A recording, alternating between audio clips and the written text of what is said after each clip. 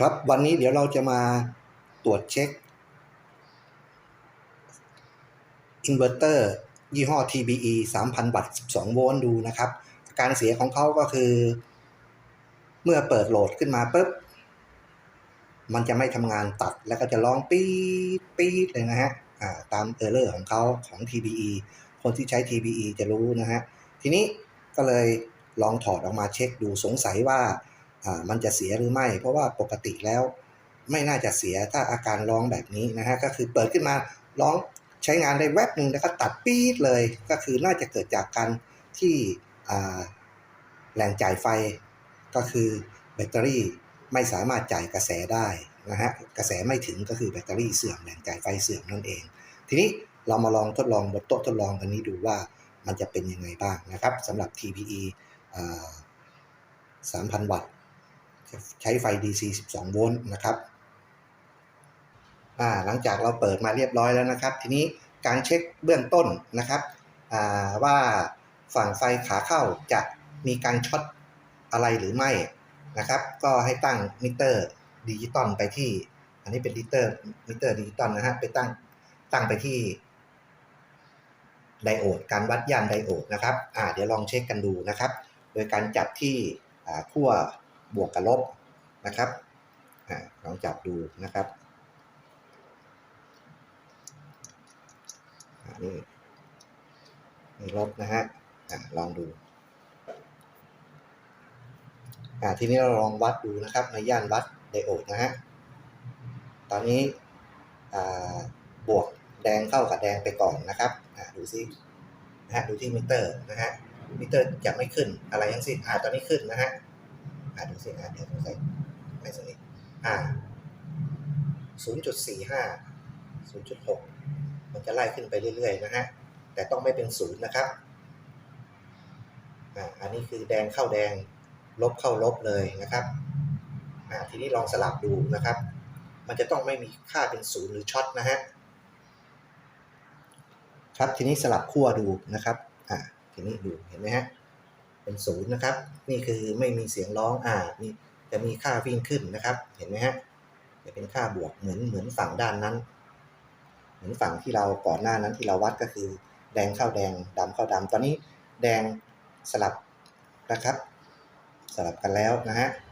ดำเข้าแดงแดงเข้าดำนะฮะก็จะได้ค่า 0.436 นิ่งเลยนะครับอีกฝั่งหนึ่งก็จะวิ่งไปเรื่อยๆนะครับโอเคไหมหลุดละเข็มหลุดตรงนี้นะฮะฝั่งนี้ไม่น่าจะช็อตนะครับนะไม่น่าจะมีปัญหาใดๆทั้งสิ้นนะครับเก็บค่าไว้เลยบันทึกค่าได้แล้วตอนนี้นะครับโอเคทีนี้เรามาวัดฝั่งด้านออกว่ามีการช็อตเบื้องต้นไหมนะครับโดยการตั้งที่บัสเซอร์นะครับหรือที่เรียกกันว่าโอมปี๊บนะฮะลองดูนะครับอันนี้ไม่ช็อตนะฮะไม่ร้องนะครับเห็นไหมฮะเนี่ยนะครับไม่ร้องฝั่งขาออกก็ไม่น่าจะมีปัญหาทีนี้เดี๋ยวลองจ่ายไฟเข้าไปดูนะครับว่ามันจะได้กี่โวลต์นะฮะเดี๋ยวปรับมิเตอร์ก่อนนะครับปรับมิเตอร์มาที่โวลต์ AC อันนี้ยังเป็น DC อยู่ก็ปรับที่โวลต์ AC ดูนะฮะทีนี้ลองเปิดแหล่งจ่ายดูนะครับตอนนี้แหล่งจ่ายผมตั้งไว้ที่ 12.50 ตัวนี้รับได้สูงสุด 14 โวลต์นะฮะอย่าเกินนั้นเอา 12.50 แล้วก็แอมป์ก็ตั้งไปที่ 6.1 เต็มสปีดเขาเลยนะฮะเต็มการจ่ายกระแสของเขาเลยที่เครื่องนี้ทำได้นะครับเป็นรุ่นนี้นะฮะ Unity รุ่นนี้ UTP 1306นะฮะเดี๋ยวลองเปิดดูเปิดเดี๋ยวนะฮะตอนนี้ก็จะเปิดที่โหลดนะฮะจะมีเสียงร้อง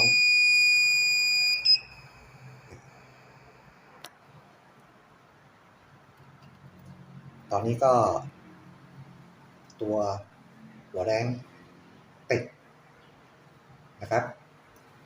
แล้วก็การกินกระแสของเขาก็จะอยู่ที่ 3.16 แอมป์นะครับน่าจะใช้งานได้นะครับไม่น่าจะมีปัญหานะครับนะไม่น่าจะมีปัญหาเดี๋ยวลองดูซิ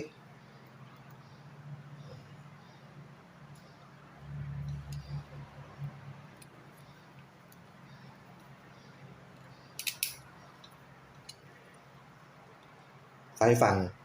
AC ต้องออกด้วยนะครับนะก็คือน่าจะออกแล้วครับเป็น220โวลต์นั่นแหละนะครับ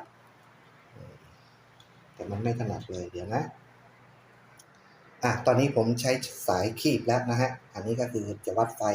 220นะครับตอนนี้ยังปิดอยู่ยังไม่เปิดนะครับตอนนี้มิเตอร์ย่าน AC นะครับลองเปิด power supply ดู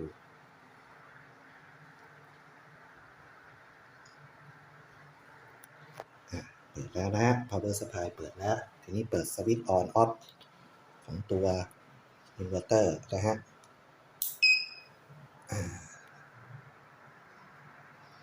เห็นไหมฮะไฟออก 223.5 นะฮะไฟบ้านนะครับแล้วก็หัวแรงติดเมื่อมันทำงานได้ตามปกติเขาก็จะปิ๊กเดียวร้องปิ๊กเดียวนะฮะจะไม่ร้องยาวซึ่งก่อนหน้านั้นเมื่อต่อโหลดแค่หลอดไฟตัวนี้นะฮะแค่หลอดไฟ60วัตต์เนี่ยติดสว่างวาบค่อยๆสว่างวาบขึ้นมาแล้วก็ดับลงแล้วก็ร้องปี๊ดปี๊ดเลยก็น่าจะมาจากแรงจ่ายกระแสไม่พอนะฮะก็คือเป็นแบตเตอรี่ของตัวที่มาจากโซลาร์เซลล์นะครับนะจ่ายกระแสไม่พอก็แสดงว่าแบตเตอรี่มีปัญหานะฮะชุดแบตมีปัญหากระแสไม่ถึงนะครับตอนนี้ผมจ่ายกระแสไปที่6.1 โวลต์ 6.1 แอมป์นะฮะแล้วก็โวลต์ 12.5 เห็นไหมฮะอัตราการกินกระแสของเขาอยู่ที่ 3.1 แอมป์โอเคครับน่าจะผ่านนะตัวนี้ไม่น่ามีปัญหาอะไรทั้งสิ้นนะครับสำหรับ TPE 12 โวลต์ DC 3,000 วัตต์ครับตอนนี้ลองต่อหลอดต่อโคมไฟ LED ดูนะฮะใช้ไฟผ่านอะแดปเตอร์ชาร์จมือถือนะฮะไฟ LED ก็ใช้งานได้นะครับโอเค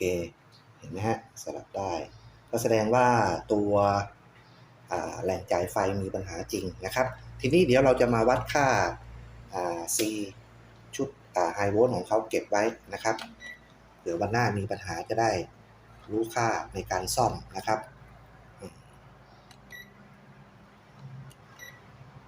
ตอนนี้ปรับเป็นโวลต์ DC นะฮะเดี๋ยวจะเช็คดูที่จุดไฮโวลต์ของเขาว่า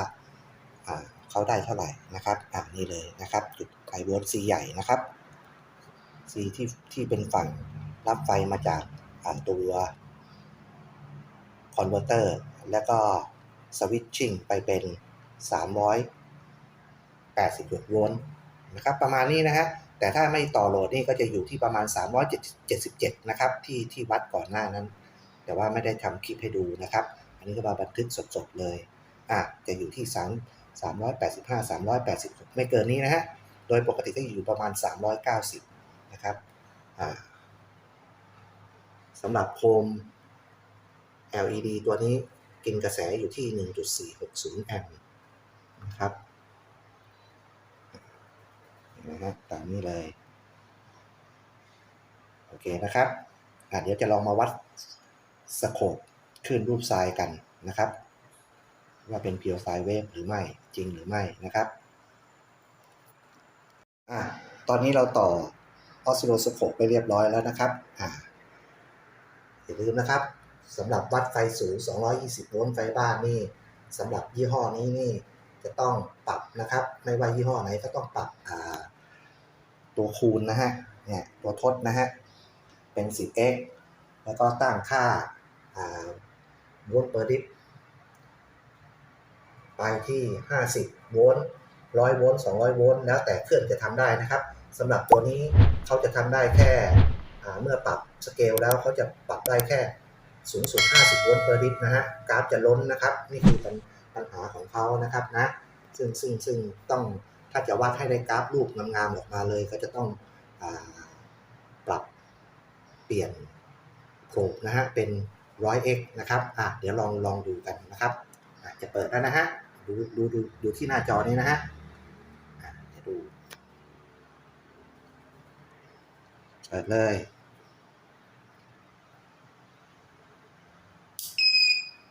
เห็นไหมฮะกราฟจะล้นจอเห็นไหมฮะกราฟจะล้นจอนะครับแต่ว่าก็ยังสามารถที่จะอ่านค่าได้ว่ามันคืออะไรนะฮะเห็นไหมฮะ ล้นจอนะครับเนี่ยเห็นไหมฮะเนี่ยเห็นไหมล้นจอนะครับก็คือเขาปรับได้ต่อโวลต์ per dip ก็คือ50นะฮะอันนี้มันVmax ก็คือ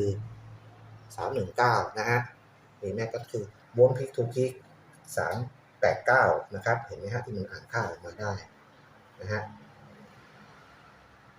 ก็คงโอเคเป็นไซน์เวฟออกมาแล้วนะฮะเดี๋ยวจะลองปรับอีกฟังก์ชันหนึ่งดูเป็น 100x ดูนะฮะว่าเขาจะปรับตัวโวลต์ per dip ได้เท่าไหร่นะฮะตอนนี้ปรับไปที่คอนฟิกของเขาเป็น 100x แต่ว่าผมเราปรับได้แค่ 10x ลองดูนะฮะว่าจะมีอะไรเกิดขึ้นไหมกราฟก็ยังยืดล้นจออยู่เหมือนเดิมนะครับนะ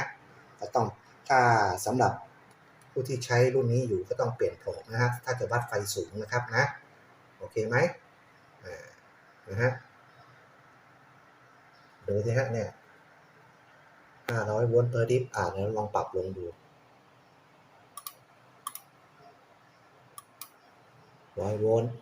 250 โวลต์ก็ไม่ได้นะฮะแต่ว่าเฮิร์ตออกมาอยู่นะฮะเฮิร์ตออกมาอยู่ที่50เฮิร์ตก็คือเฮิร์ตไฟบ้านนั่นแหละโอเคถือว่าสมบูรณ์แบบนะครับแต่กราฟไม่สวยเท่านั้นเองถ้าอยากกราฟสวยก็สำหรับรุ่นนี้ต้องเปลี่ยนซื้อผงมาเพิ่มนะฮะเพราะคู่มือเขาก็ระบุไว้อยู่โอเคครับจบการพิสูจน์ทราบว่าอินเวอร์เตอร์ TDE 12 โวลต์ DC 3,000 วัตต์เสียหรือไม่ปรากฏว่าไม่เสียนะครับอยู่ที่แหล่งจ่ายไฟนะครับเห็นไหมฮะขอบคุณครับสวัสดีครับ